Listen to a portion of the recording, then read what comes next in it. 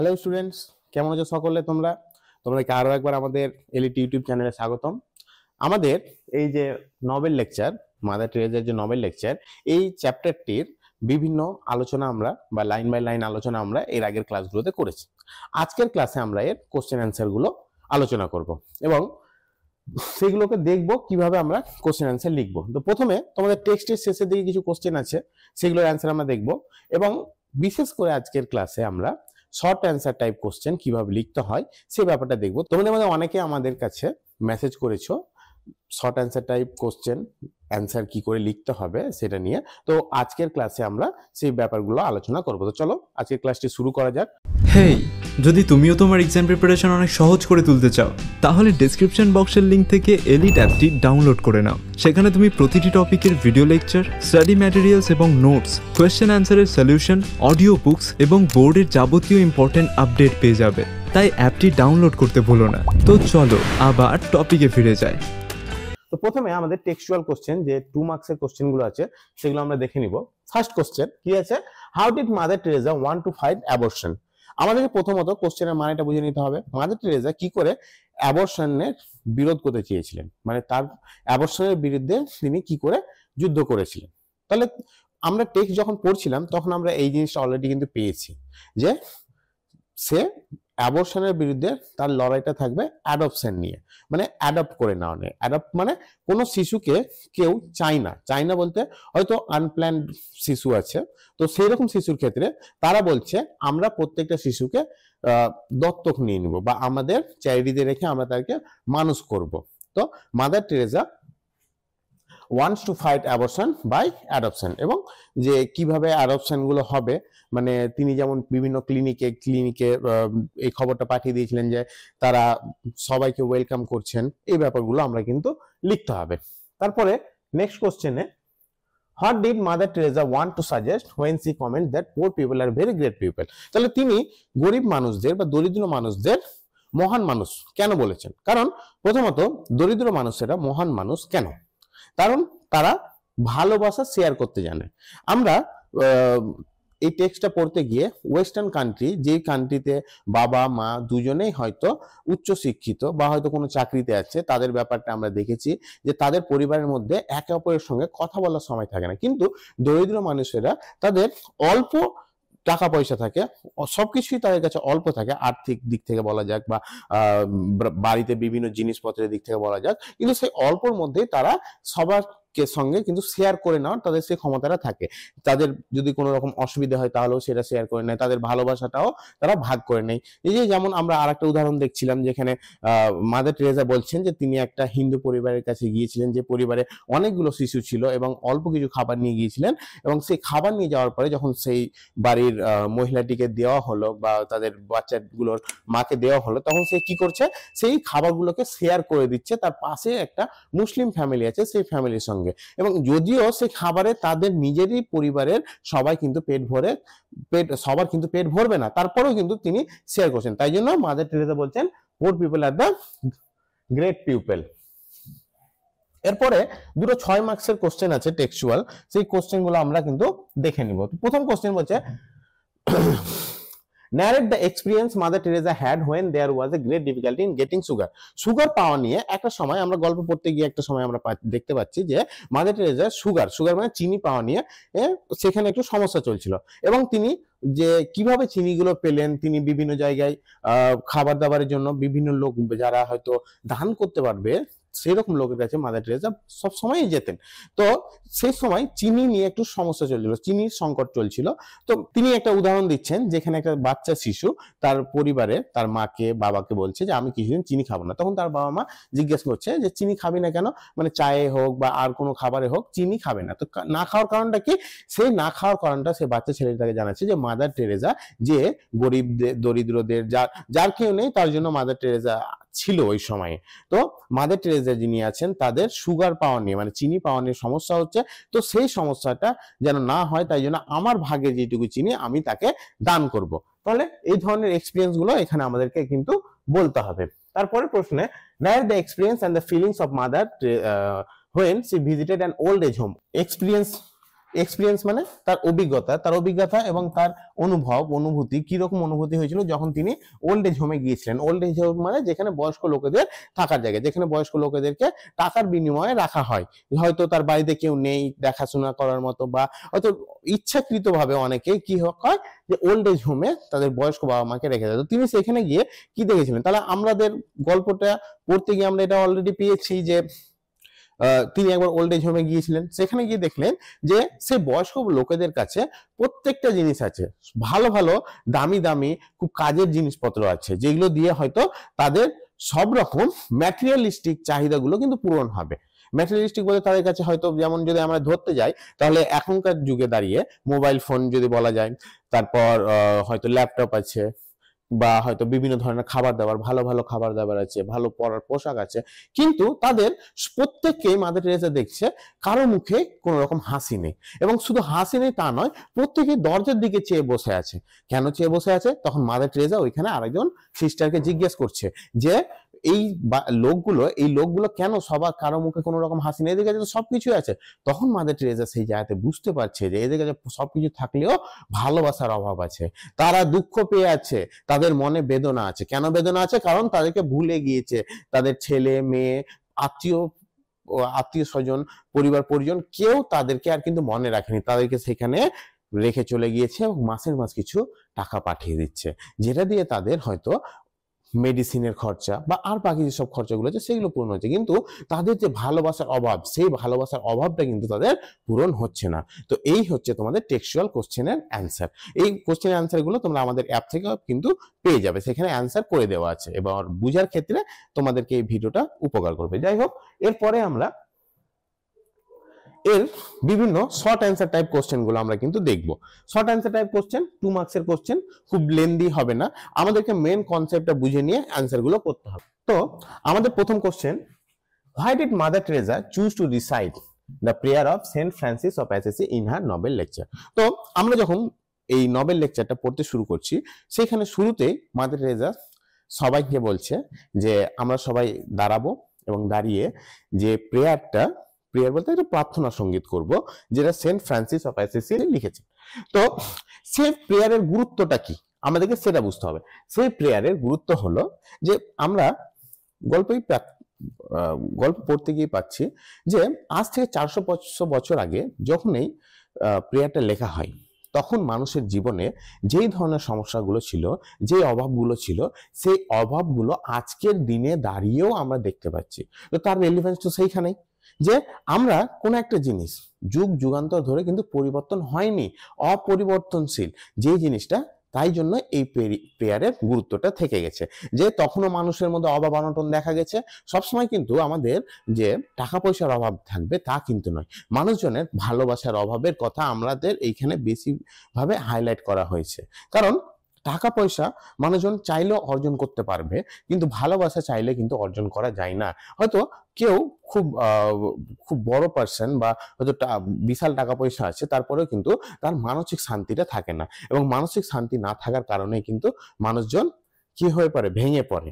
মানুষজনের জীবনে কেউ ভালোবাসার লোক না থাকলে তাদের এই সমস্যাগুলো কিন্তু দেখা যায়। আমাদের ফ্যামিলির মধ্যেই যেমন বাড়িতে আমার যদি কারোর সঙ্গে মিল না থাকে, তাহলে কিন্তু আমাদেরকে বাড়িতে থাকতে ভালো লাগবে না। তো সেই একই রকমই সেন্ট ফ্রান্সিস অফ অ্যাসিসি প্রেয়ারের গুরুত্বটা সেইখানে, যে যেটা 400-500 বছর আগেও হয়েছে, আজও বর্তমানেও হচ্ছে এবং ভবিষ্যতেও হয়তো হতে থাকবে, যদি আমরা মানুষ হয়ে যদি একটা মানুষ আর একটা মানুষের জন্য তার বিপদে আপদে, খারাপ সময়ে ভালো সময়, সবসময় আমাদের কিন্তু একে অপরকে সাহায্য করতে হবে এবং এগিয়ে যেতে হবে একই রকম ভাবে দুইজনকেই। এবং তারপরের কোশ্চেন দেখি, according to Mother Teresa, what is the purpose of the Nobel peace prize? তাহলে মাদার টেরেসা এই যে নোবেল পিস প্রাইজ, শান্তির পুরস্কার যে পাচ্ছেন, তো এই প্রাইজের গুরুত্বটা কি? তাহলে মাদার টেরেসা প্রথমত সেখানে দাঁড়িয়ে ঈশ্বরকে ধন্যবাদ জানাচ্ছে যে তিনি এই যে মানুষজনকে এত বছর ধরে মানুষজনের সাহায্য করে বেরিয়েছেন বা সাহায্য করেছেন, নিঃস্বার্থভাবে সাহায্য করে গেছেন, তাহলে এই যে সাহায্য করার জন্য যে তিনি পুরস্কারটা পেলেন, এই পুরস্কার তাকে আরো অনুপ্রেরণা দিবে আরো ভালোভাবে এইসব কাজ করার জন্য। এবং তিনি তো তার কাজ করছেন, তার সঙ্গে আরো বিভিন্ন লোকে ইন্সপায়ার করবে যেন তারাও ভবিষ্যতে গিয়ে কি হয়, আরো বিভিন্ন মানুষকে সাহায্য করতে পারে নিঃস্বার্থভাবে। কারণ স্বার্থপূর্ণভাবে তো মানুষ অনেকেরই সাহায্য করে থাকে, বিভিন্ন জন চ্যারিটি চ্যারিটেবল ওয়ার্ক করে থাকে, তারপরে আবার সেগুলো কি হয় বিভিন্ন জায়গাতে পোস্ট করে থাকে। কিন্তু আমাদের যে আসল দানটা হচ্ছে মন থেকে দান করা। মন থেকে যদি আমরা কাউকে দান করি তাহলে তার আমরা সেই ভালোবাসার অপূর্ণতাটাকে পূর্ণতা দিতে পারবো। তারপরে question, how does Mother Teresa describe God's love for humanity? Mother Teresa ঈশ্বরের যে মানুষের প্রতি বা মানব সমাজের প্রতি যে ভালোবাসা, সেই ভালোবাসাটাকে মাদার টেরেসা কি করে এখানে আমাদেরকে আলোচনা করেছেন বা কি করে আমাদেরকে বলছেন? তাহলে যখন আমরা গল্প পড়ছি দেখতে পাচ্ছি যে ঈশ্বরের দান হচ্ছে বা ঈশ্বর আমাদেরকে যা দিয়েছেন সেটাই হচ্ছে মহান দান।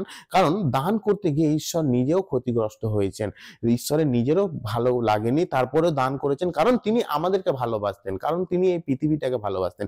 তিনি নিজের হাতে করে আমাদেরকে বানিয়েছেন, এই পৃথিবীটাকে সাজিয়েছেন। তাহলে ঈশ্বরের দান কি? ঈশ্বর তার ছেলে জিসাস ক্রাইস্টকে আমাদের কাছে পাঠিয়েছিলেন মানব সমাজের কল্যাণের জন্য। কিন্তু আমরা কি করেছি? আমরা ঈশ্বরের সেই ভালোবাসাটাকে আমরা নিজেরা ঠিক মতো রাখতে পারিনি। শেষ পর্যন্ত যীশু খ্রিস্টকে কি হয়? ক্রুসিফাই করা হয়। এরপরের প্রশ্ন, what does Mother Teresa say about the challenges faced by humanity today? আজকের দিনে দাঁড়িয়ে মানুষজন কি সব চ্যালেঞ্জের সম্মুখীন হয় সেই প্রশ্নটা মাদার টেরেসা এখানে আমাদেরকে কিন্তু করছেন বা বলছেন। তাহলে মাদার টেরেসা যেটা বলেছিলেন বা যেটা বলছেন যে মানুষ সমাজ বা মানব সমাজ এই যে আজ থেকে 400-500 বছর আগে বা আজ থেকে 10 বছর আগে, 20 বছর আগে কি 50 বছর আগে যে ধরনের সমস্যার সম্মুখীন হয়েছেন সেই ধরনের সমস্যার সম্মুখীন আজকের দিনে দাঁড়িয়েও হচ্ছেন। এবং আমরা যদি দেখতে যাই তাহলে আমরা পরবর্তীতেও ভবিষ্যতে গিয়েও দেখব মানুষজন সেই একই ধরনের সমস্যাতে ভুগবেন। কেমন ভাবে? যেমন হয়তো মাদার টেরেসা যখন এই নোবেল লেকচারটা দিচ্ছেন তখন ওল্ড এজ হোমের কথা বলেছেন, তখন চ্যারিটেবল সোসাইটির কথা বলেছেন, কিন্তু আজকের দিনে তো সেটা মিটে যায়নি। আজকের দিনে দাঁড়িয়েও দেখা যাবে যে অনেক অনাথ শিশু সেই চ্যারিটিতে বাস করছে, অনেক ওল্ড এজ হোমের সংখ্যা আরো দিনের পর দিন বাড়ছে। বিভিন্ন জন তার প্যারেন্টসদেরকে সেখানে রেখে দিচ্ছে, কজন বাধ্য হয়ে, কিন্তু বেশিরভাগ জনই সেইখানে ইচ্ছাকৃতভাবে যে একটা বয়স্ক লোক বাড়িতে থাকবে, তার সে হয়তো যদি অসুস্থ হয় তার খেয়াল রাখতে হবে, তার দেখাশোনা করতে হবে, তার থেকে ভালো বাড়িতে রাখবেই না। তাহলে সেই সমস্যাগুলোর কথাই বলেছেন। যেমন মানুষজন ভালোবাসার অভাবে আগেকার সময়েও মানুষজন বিভিন্নভাবে ডিপ্রেসড হতো, আজকের দিনেও আমরা দেখতে পাচ্ছি অনেকে হয়তো সুসাইড কমিট করছে। কেন সুসাইড কমিট করছে? কাউকে নিজের প্রবলেম শেয়ার করতে না পেরে, সেই প্রবলেমটা সহ্য করতে না পেরে। তো এইভাবে আমরা অ্যান্সারটা লিখে দিব। তারপরে প্রশ্ন যে what does Saint John say about loving God and neighbours? Saint John কি বলে গিয়েছেন ঈশ্বরকে এবং প্রতিবেশীকে ভালোবাসা সম্পর্কে? তাহলে সেন্ট জন তার প্রেয়ার বলেছেন যে যদি তুমি বলো যে ঈশ্বরকে তুমি ভালোবাসো এবং তোমার প্রতিবেশীকে তুমি ভালোবাসো না, তাহলে তুমি একদম মিথ্যে বলছো। কারণ তুমি কি করে এটা বলতে পারো? প্রথমত যে ঈশ্বর যেমনটা তোমার প্রতিবেশীকে বানিয়েছে তেমনটা তোমাকেও বানিয়েছে। আমাদের প্রত্যেকে ঈশ্বর নিজের হাতের তালুতে বানিয়েছেন, মানে তিনি আমাদেরকে সেফ সাইজ সবকিছুই দিয়েছেন। এবং তুমি তার তৈরি একটা জিনিস, সেটাকে তুমি কি করে বলতে পারো যে ভালোবাসো না? এবং তুমি ঈশ্বরকে ভালোবাসো যাকে তুমি দেখতে পাও না, এবং তোমার প্রতিবেশীকে তুমি দেখতে পাচ্ছ, তার সঙ্গে তুমি কথা বলতে পারবে, তাকে ছুঁয়ে টাচ করে চোখে দেখতে পারবে।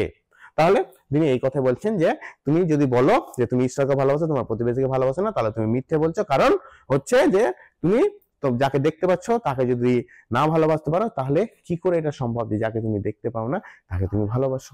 তারপরে প্রশ্ন, what does Mother Teresa say about the hunger of poor people? দরিদ্র লোকেদের হাঙ্গার মানে ক্ষুধা, তো দরিদ্র লোকেদের ক্ষুধা সম্পর্কে মাদার টেরেসা কি বলেছেন? তো দরিদ্র লোকেদের ক্ষুধা সম্পর্কে মাদার টেরেসা বলছেন যে দরিদ্র লোকেদের যেরকম ফিজিক্যাল ক্ষুধা থাকে সেরকম সাইকোলজিক্যাল ক্ষুধাটাও থাকে। কেমন ভাবে? যে আর একটা কথা বলছেন যে আমাদেরকে সেই দরিদ্র লোকটাকে খুঁজে বের করে নিয়ে তার ক্ষুধাটাকে মিটানোর জন্য কিন্তু তিনি আমাদেরকে অনুরোধ করছেন। যে আমরা একটা বাড়িতে বাস করছি, যদি কাউকে আমরা দেখি যে কোনো রকম ভাবে সে ডিপ্রেসড আছে, সে বেশি চুপচাপ থাকছে, কারোর সঙ্গে ঠিক মতো কথা বলছে না, তাহলে তার সেই ভালোবাসার ক্ষুধাটাকে আমাদেরকে মিটাতে হবে। আমরা সবাই পারি কেউ কিছু না কিছু দিয়ে মানুষজনের যে খিদে পায়, খাবারের জন্য যে খিদে পাওয়া, সেই খিদেটাকে মিটিয়ে দিতে। কিন্তু যখন তার ইমোশনাল খিদে বা হয়তো সে কোনো রকম ডিপ্রেশনে আছে, তখন সেই ক্ষুধাটা মেটানোর জন্য কিন্তু আমরা বেশিরভাগই কেউ কিন্তু পাশে থাকি না। তাহলে সেইটাকে মার্ক করে নিয়ে খুঁজে নিয়ে আমাদেরকে তার ক্ষুধাটাকে মিটানোর জন্য মাদার টেরেসা আমাদেরকে বলছেন। তারপরে how does Mother Teresa define love within a family? How does Mother Teresa define love within a family? একটা পরিবারের মধ্যে ভালোবাসাটা কেমন হবে? তো তিনি আমাদেরকে জানাচ্ছেন যে ওয়েস্টার্ন কান্ট্রিতে যখন তিনি গিয়েছিলেন, পাশ্চাত্য দেশে, সেখানে দেখেছেন যে একটা পরিবারে সবগুলো সদস্যের মধ্যে কিন্তু মিল নেই। কিন্তু আমাদেরকে যেটা রাখতে হবে ফ্যামিলি বন্ডিং, সেই বন্ডিংটা আমাদেরকে একদম ভালো মতো রাখতে হবে, যেন আমরা একে অপরের পাশে সবসময় দাঁড়াতে পারি। একে অপরের কোনো রকম অসুবিধা হলে যেন আমরা সবসময় পাশে থাকতে পারি, বা কারো কোনো রকম অসুবিধা হলে যেন আমাদেরকে বলতে দ্বিধাবোধ না করে, বা আমরাও জিজ্ঞাসা করতে কোনো সময় দ্বিধাবোধ না করি। ব্যাস। নেক্সট কোশ্চেন,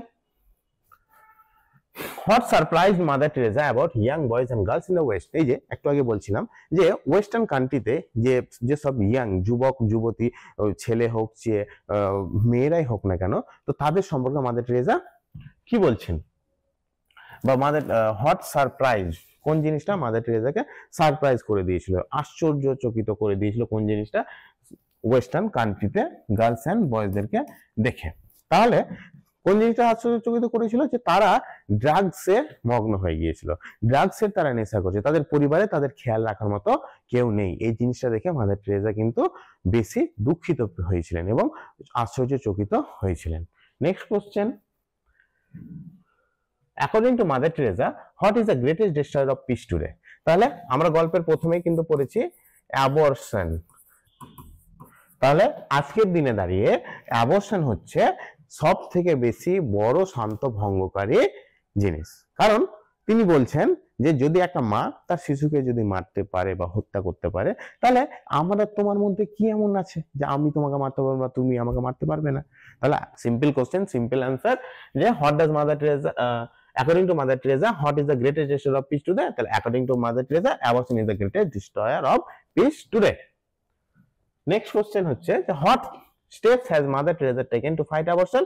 তাহলে অ্যাবর্শনের সঙ্গে লড়াই করতে মাদার টেরেসা কি কি পদক্ষেপ নিয়েছেন? তাহলে আমরা জানতে পারছি কি কি পদক্ষেপ তিনি নিয়েছেন। এক, তিনি প্রত্যেকটা ক্লিনিকগুলোতে, পুলিশ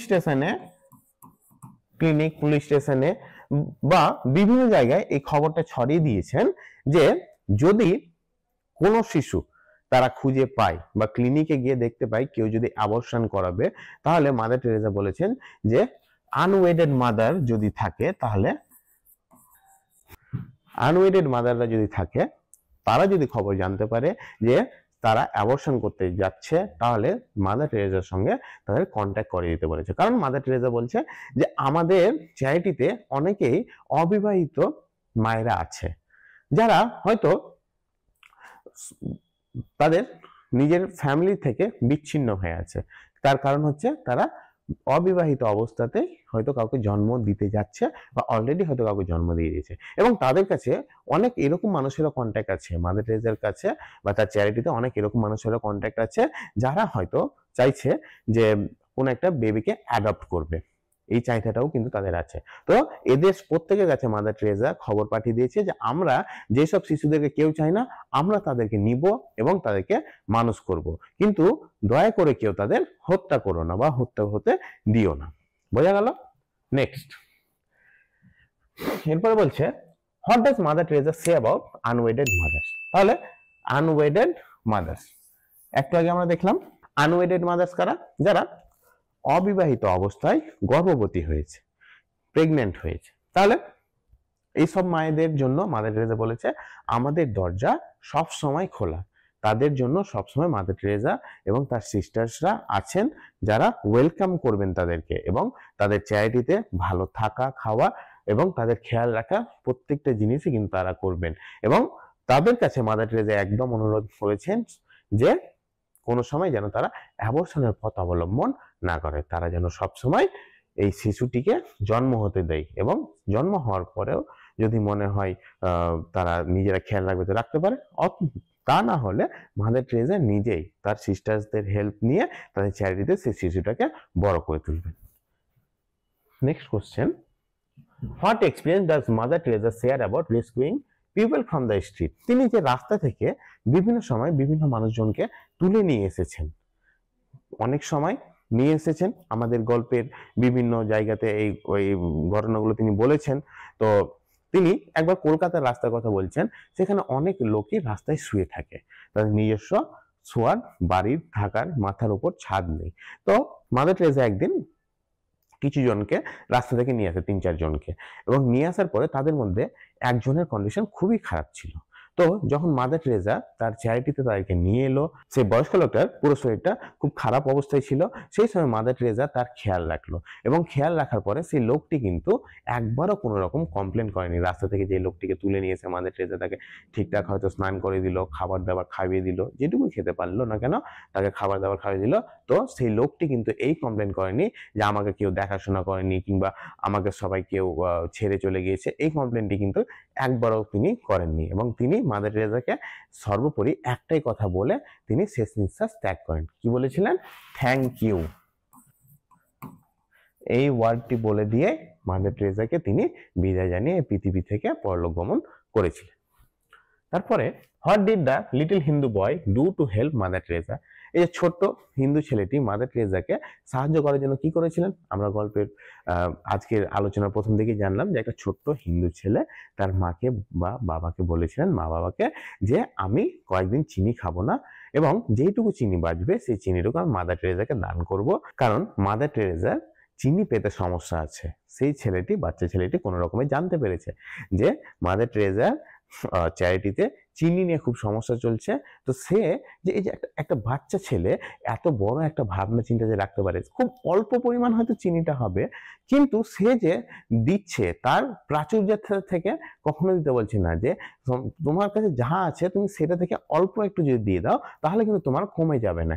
এই জিনিসটাই তার মাধ্যমে আমাদেরকে বোঝাতে চেয়েছেন। Next question, what does Mother Teresa thank god for in her lecture? Mother Teresa ঈশ্বরকে তার লেকচারে ধন্যবাদ জানাচ্ছেন কি জন্য বা কেন? তো মাদার টেরেসা তার লেকচারে ঈশ্বরকে ধন্যবাদ জানাচ্ছেন। কেন জানাচ্ছেন? কারণ ঈশ্বর তাকে সেই সুযোগটা দিয়েছেন যে মানুষজনের সেবা করার জন্য, সেবা করার যে সুযোগটা দিয়েছেন সেই জন্য তিনি ঈশ্বরকে ধন্যবাদ জানাচ্ছেন, যে মানুষজনের সেবার মাধ্যমে কিন্তু আসল মানসিক শান্তিটা তিনি পেয়েছেন। তারপরে what does Mother Teresa mean by a nest of love? Nest of love মানে ভালোবাসার, নেস্ট মানে পাখির বাসা অ্যাকচুয়ালি, তো ভালোবাসার বাসা, বাসা মানে জাল, ভালোবাসার জাল দিয়ে মাদার টেরেসা কি বলতে চেয়েছেন বা কি বোঝাতে চেয়েছেন? তাহলে নেস্ট অফ লাভ দিয়ে মাদার টেরেসা এটাই বলতে চেয়েছেন যে আমাদেরকে একটা এরকম পৃথিবী তৈরি করতে হবে যে পৃথিবীতে প্রত্যেকটি লোক যেন একে অপরকে ভালোবাসে, এবং শুধু ভালোবাসবে তা নয়, একে অপরের খারাপ সময়ে ভালো সময় যেন প্রত্যেকটা সময়ে মানুষ একে অপরের পাশে যেন থাকতে পারে। এবং এরকম একটা পৃথিবী যদি তৈরি হয়ে যায় তাহলে মানুষের মধ্যে কোনো রকম অভাব অনটন দেখা যাবে না। তো আশা করছি তোমরা বুঝতে পারলে। এরপরে আমরা কিছু ব্রড কোশ্চেন আলোচনা করব যেগুলো তোমাদের পরীক্ষায় 6 মার্কসের জন্য কিন্তু ইম্পর্টেন্ট। তো how does Mother Teresa explain the sacrifice and love of god in her Nobel lecture? তাহলে ঈশ্বরের যে স্যাক্রিফাইস, যে দান, বলিদান এবং ভালোবাসার কথা যে আমাদের এই নোবেল লেকচারে তিনি বলেছেন, তো কোন দান বা কোন ভালোবাসার কথা তিনি বলেছেন? তাহলে ঈশ্বর আমাদেরকে প্রথমত, এই যে দেখো পুরো পৃথিবীটা কার তৈরি? আমরা তো সবাই জানি যে ঈশ্বরের তৈরি এই পৃথিবী।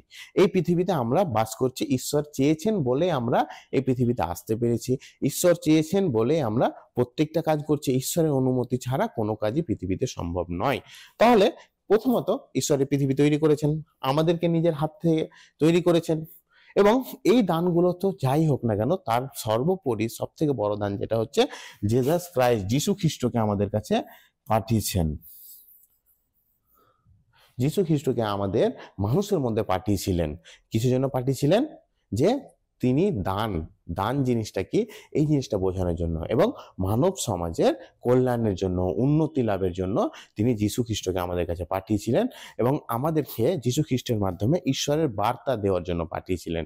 ঈশ্বর আমাদের কাছ থেকে কি চান? আমাদের কাছ থেকে তেমন কিছুই চান না, শুধু চান যে আমরা মানুষেরা যেন একে অপরের প্রতি ভালোবাসা খেয়াল রাখি এবং একে অপরের পাশে গিয়ে দাঁড়ায়। খারাপ সময়ে বিশেষ করে যেন তাদের মানুষের পাশে গিয়ে দাঁড়ায়, মানুষ যেন মানুষের জন্য সবসময় থাকে, এবং আমরা কখনো কাউকে যেন আনওয়ান্টেড ফিল না করাই, যে তোমাকে কেউ চাই না, বা কাউকে যেন কোনো সময় ভালোবাসার অভাবটা ফিল না করে। কিন্তু আমরা কি করলাম?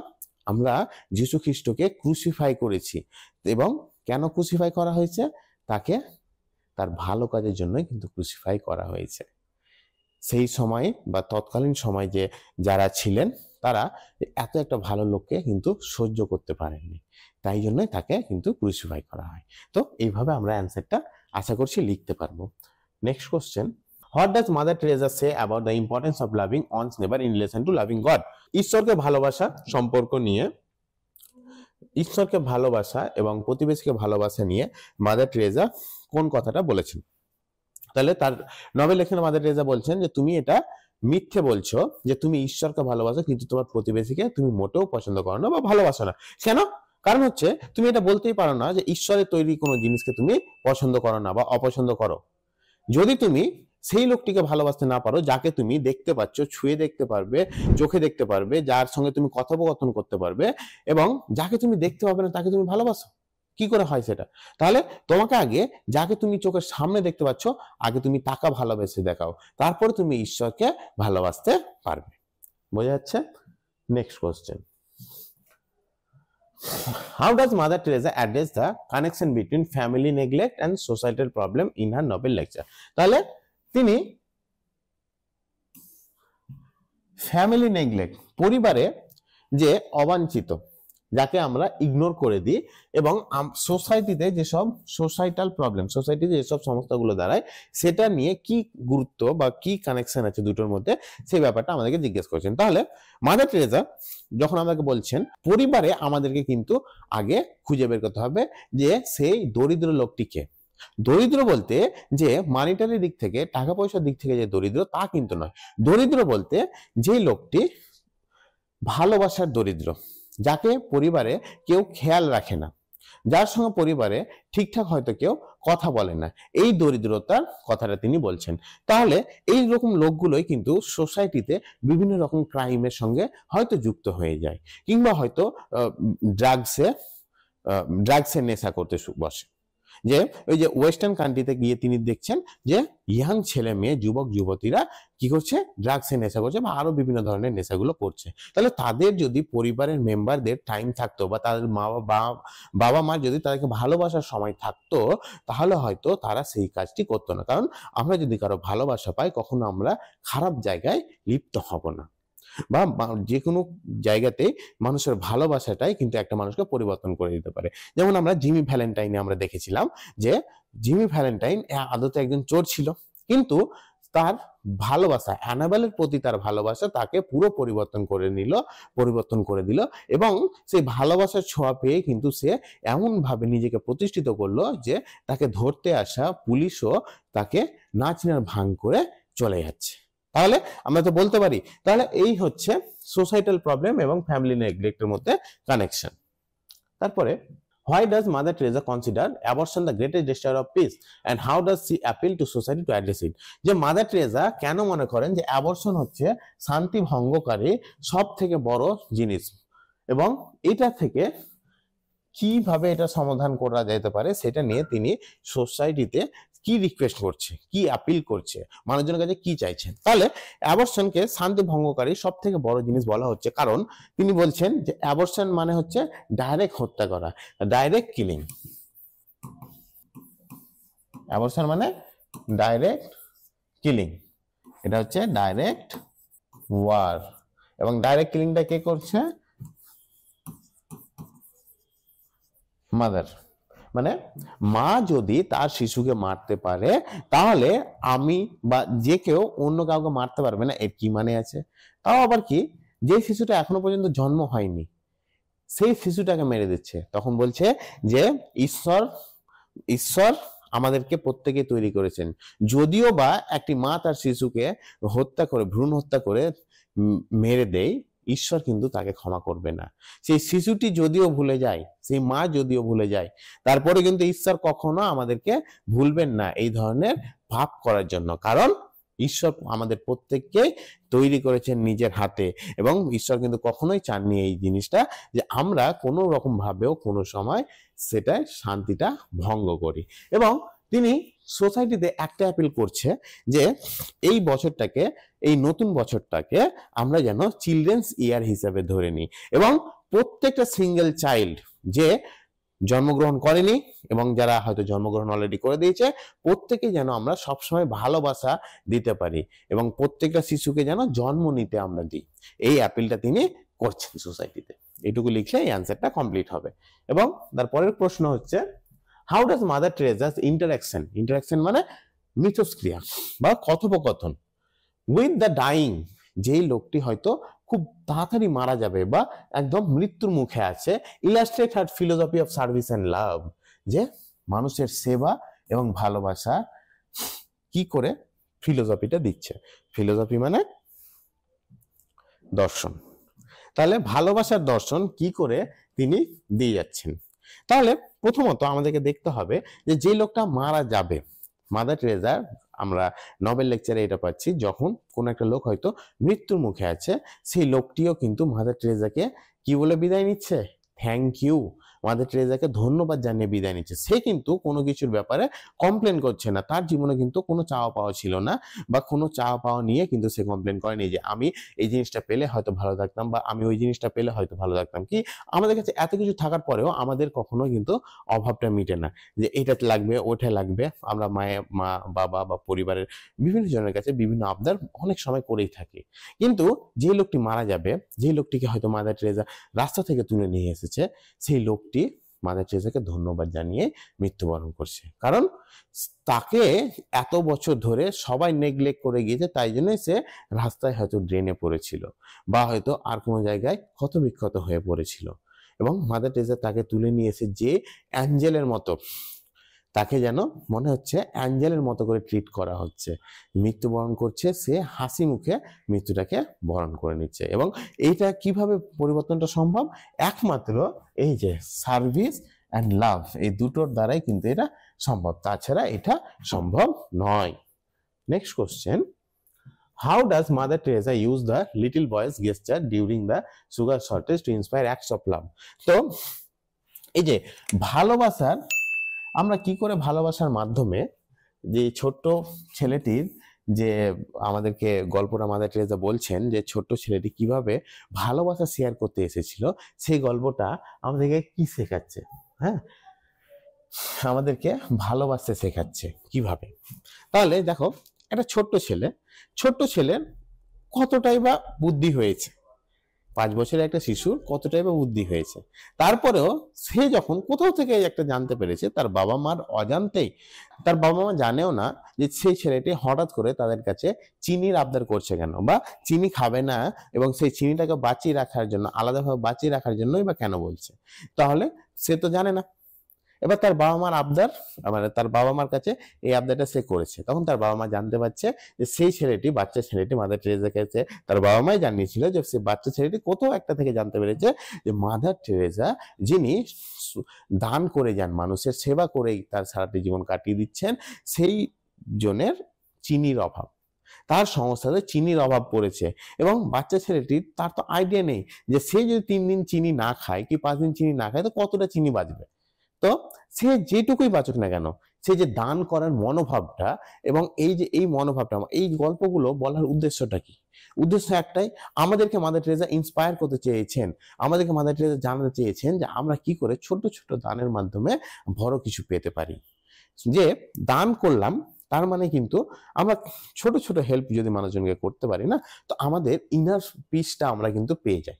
মানুষজনকে আমরা হয়তো টাকা খরচা করে যে পিসটা পাবো না, মানুষজনকে নিঃস্বার্থভাবে সাহায্য করে সেই শান্তিটা কিন্তু আমরা পেয়ে যাব। তো এই যে ছোট্ট ছেলের উদাহরণটা দিয়ে সেই জিনিসটা মাদার টেরেজা বোঝাতে চেয়েছেন। তারপরে প্রশ্ন, how does Mother Teresa emphasize the significance of selfless giving in her Nobel lecture? Selfless মানে নিঃস্বার্থভাবে দান করার গুরুত্বটা মাদার টেরেজা কিভাবে দেখিয়েছেন তার নোবেল লেকচারে। তাহলে আমরা যদি নিঃস্বার্থভাবে দান করি, তাহলে কিন্তু সেই দান আমাদেরকে কি দিবে, সেই দান আমাদেরকে দিবে মানসিক শান্তি, এবং সেই মানসিক শান্তি নিয়ে কিন্তু আমরা খুশি থাকতে পারবো।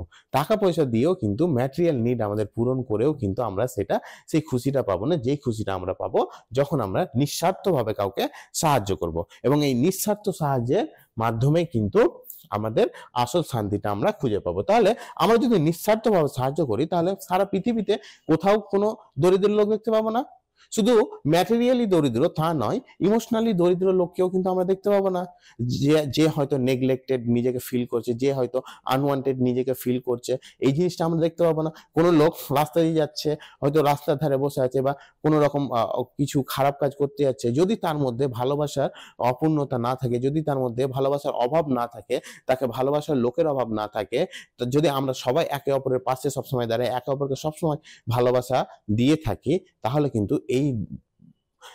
কিন্তু এই সিচুয়েশন গুলো কখনোই আসবে না যে কোনো মানুষ কখনো খারাপ পথে যাচ্ছে। বোঝা যাচ্ছে? এরপরের প্রশ্ন, how does Mother Teresa emphasize the theme of love and compassion? How does Mother Teresa emphasize মানে জোর দেওয়া। তো কিভাবে মাদার টেরেসা জোর দিচ্ছেন সেই থিমের ওপর? কিসের থিমের ওপর? লাভ এন্ড কম্প্যাশন, সমবেদনা বা সহানুভূতি, ভালোবাসা এবং সহানুভূতির উপর কিভাবে মাদার টেরেসা জোর দিচ্ছেন। তাহলে আমাদের পুরো গল্প জুড়ে মাদার টেরেসার বক্তব্যের একটাই মূল পয়েন্ট ছিল, কি সেটা? আমাদেরকে একে অপরের সঙ্গে ভালোবাসা শেয়ার করতে হবে। একে অপরের পাশে থাকা মানেই কি? একে অপরের সঙ্গে দুঃখ, কষ্ট, বেদনা, ভালোবাসা সবকিছু শেয়ার করে নেওয়া। আমি কোন একটা মানুষ আরেকজনের যে কোন রকম দুঃখ শেয়ার করবে, তার মানে তার সঙ্গে তার একটা ভালোবাসার বন্ডিং আছে, না হয়তো সে শেয়ার করতে পারবে না। বা হয়তো আমি হয়তো কারোর দুঃখর কোনো ঘটনা শুনবো বা তার কোনো কষ্টর কথা শুনবো, তাহলে আমার তার প্রতি কোনো রকম একটুও ভালোবাসা লাগবে এবং সহানুভূতিশীল হয়ে তার ভালোবাসা দিয়েই তার সেই দুঃখটাকে বের করে টেনে ফেলে দিতে হবে এবং তাকে ভালোবাসা দিয়ে ভরে দিতে হবে, যেন সে কখনো লোনলি ফিল না করে, সে কখনো যেন আনওয়ান্টেড ফিল না করে। তাহলে এই জিনিসটা তো আমরা পুরো গল্প জুড়ে দেখতে পাচ্ছি। এরপরে, how does Mother Teresa advocate for peace and non violence in a Nobel lecture? তাহলে তিনি সবসময় শান্তির কথা বলেন এবং কোন রকম ভায়োলেন্স যেন আমরা না করি, এই কথাই তিনি বলছেন। তার পুরো লেকচার জুড়ে তো এই জিনিসটাই তো আমরা দেখতে পাচ্ছি যে শান্তি ভঙ্গকারী সব থেকে বড় জিনিস কি?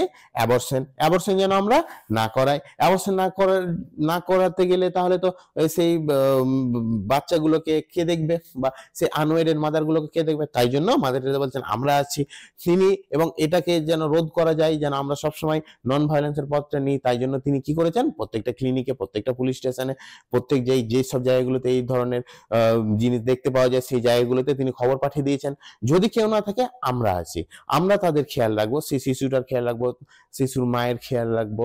প্রত্যেকটা জিনিসই কিন্তু সবসময় তিনি পিস এবং মানে শান্তি এবং নন ভায়োলেন্সকে সবসময় তিনি অ্যাডভোকেট করছেন পুরো তার লেকচার জুড়ে। এবং নেক্সট কোশ্চেন হচ্ছে, how does Mother Teresa use the smile? হাসিটাকে কিভাবে সিম্বল হিসেবে মাদার টেরেসা ইউজ করছেন? তাহলে হাসিটা একটা সিম্বল। কেন? মাদার টেরেসা কি বলছেন যে আমরা যদি রাস্তায় চলতে কারোর সঙ্গে কথা বলতে না পারি, হয়তো আমরা হয়তো কোন একটা পরিচিত লোকের সঙ্গে রাস্তায় হঠাৎ দেখা হয়ে গেল, আমরা তার সঙ্গে কথা বলতে না পারলেও আমরা যদি একটু হাসি, তার দিকে দেখে একটু হেসে নিলাম, তাহলে কিন্তু কি হয়? আমাদের মনটা অনেক শান্তি পেয়ে যায়। যে সেই লোকটির সঙ্গে সবসময় যে আমাদের একটা কথোপকথন হতে হবে তা কিন্তু নয়, আমরা কথা না বলেও কিন্তু ভালোবাসা শেয়ার করতে পারি। কিসের মাধ্যমে? এই স্মাইলের মাধ্যমে, এই হাসির মাধ্যমে। এবং স্মাইল দিয়ে কিন্তু মানুষ একে অপরের প্রতি নিজেদের ভালোবাসাটাকে দেখিয়ে দেয়। আমি হাসলাম কাউকে দেখে, তার মানে এটাই যে আমি তার প্রতি কেয়ার করি, আমি তাকে ভালোবাসি, তার প্রতি আমার কোনো রকম ঘৃণা নেই, এবং তার যদি কোনো রকম সমস্যা হয় তাহলে আমি তার পাশে আছি। এই জিনিসটাই তো বোঝানো হয়। আমি কাউকে দেখে হাসছি, হালকা হাসি মানে হচ্ছে তখনই আমি মানে তার সঙ্গে সব রকম কিছু শেয়ার করে নিতে রাজি আছি। এই হচ্ছে এই প্রশ্নের উত্তর। তো আজকের আলোচনা এই অবধি। তোমাদের এই নিয়ে আজকের এই ক্লাসটি সমাপ্ত হচ্ছে। তোমাদের এই কোশ্চেন অ্যান্সার গুলো আমাদের অ্যাপ থেকে তোমরা প্রত্যেকেই দেখে নিতে পারো, এগুলোর অ্যান্সার সেখানে করে দেওয়া আছে। এবং তোমাদের এই আলোচনা আজকে এখানে সমাপ্ত। সবাই ভালো থেকো। এই ধরনের এডুকেশনাল ভিডিও আরও দেখতে চ্যানেলটিকে সাবস্ক্রাইব করে এলিট পরিবারের মেম্বার হয়ে যাও। Thank you so much and always remember, knowledge worth sharing.